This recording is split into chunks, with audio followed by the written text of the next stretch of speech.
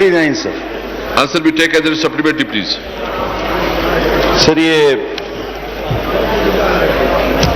इसमें जवाब में बताया गया है कि जो फिशिंग ट्रॉलर इंपोर्ट किए गए वो उनकी जखीरा की गुंजाइश 98 टन थी, जो कि सूबाई दायरा कार में आता है। लिहाजा फिर एक सर्वे कराया गया किसी कमोडोर साहब से, तो उनकी गुंजाइश 140 टन हो गई। आया इस जादू या इस मैकेनिज्म को बयान किया जाएगा कि कमोडोर साहब ने 98 को 140 कैसे कर दिया? नंबर 1। नंबर 2 सर, ये जो डीप सी ट्रॉलर इंपोर्ट किए गए, ये अगर पुराने हैं तो क्या ये स्क्रैप के तौर पे इंपोर्ट किए गए या इनको चलाने के लिए इजाजत दी गई? नंबर 2। नंबर 3 सर, ये इंतहाई जदीद होते हैं और इनमें जखीरा करने की बहुत ज्यादा गुंजाइश एक सप्लीमेंट्री होती है, आपको पता है सर। एक सप्लीमेंट्री के 3 जुज हैं सर। अच्छा अच्छा।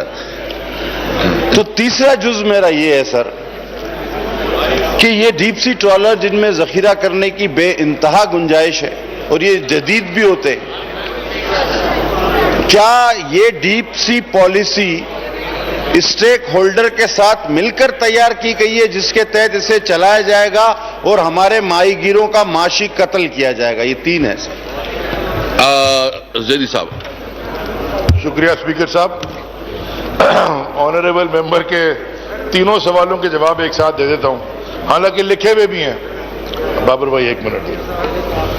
पहला जवाब तो यह है कि ये डीप सी ट्रॉलर्स मंगाए थे एफसीएस ने, फिशरीज कमीशन जो है कोऑपरेटिव सोसाइटी, वो हुकूमत सिंध के अंदर आती है। तो 18वीं तरमीम के बाद 12 नॉटिकल माइल तक हुकूमत सिंध जिम्मेदार है या हुकूमत बलूचिस्तान जिम्मेदार है। तो ये सवाल उनसे पूछें।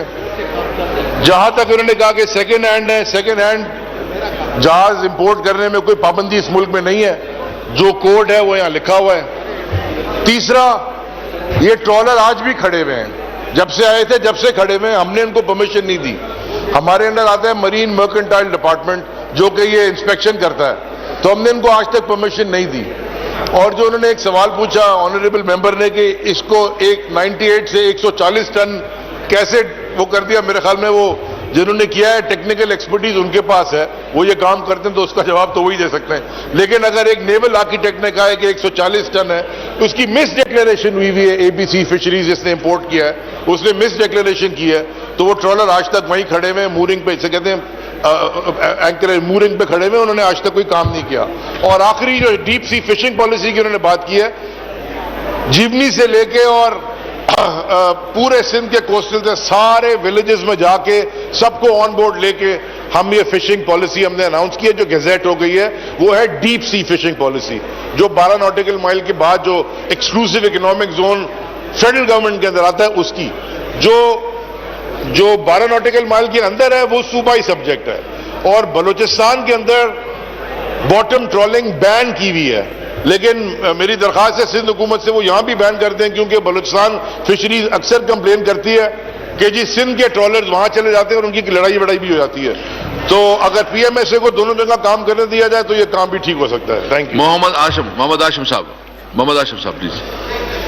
जी प्लीज मोहम्मद आशम साहब। शुक्रिया स्पीकर साहब। मेरा क्वेश्चन ऑनरेबल मिनिस्टर साहब से है, ये जो चीनी ट्रॉलिंग हो रहा है ग्वादर के समुंदर में, ये इन्होंने क्या सूबाई हुकूमत सिंध ने इजाजत दिया है या थोड़ा तेज?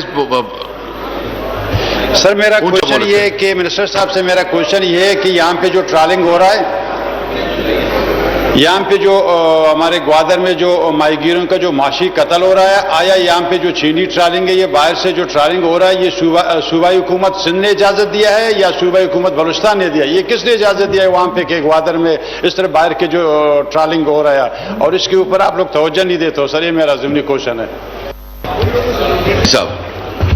स्पीकर साहब मेहरबानी। आज से कुछ महीने पहले हमें यह पता चला कि कोई चाइनीज ट्रॉलर, एक बड़ा ट्रॉलर और उसके बाद 4 उसके शायद सपोर्ट शिप्स थे, जो पाकिस्तानी वाटर्स के अंदर आ गए हैं। और वो आके फिर गवादर से कोई 5-6 किलोमीटर दूर उन्होंने एंकर किया है। तो हमने उनको दो चीजें की। पहले तो जो सपोर्ट वेसल से और ट्रॉलर के ऊपर जो ट्रांसपोर्ट करते हैं या ट्रांसफर करते हैं अपना कैच, वो हमने उनको नहीं करने दिया और हमने उनको अपने पास पीएमएसए के थ्रू अरेस्ट कर लिया। फिर हमें हुकूमत चाइना के एम्बेसी ने खत लिखा, हमारे वो ब्रदरली उनकी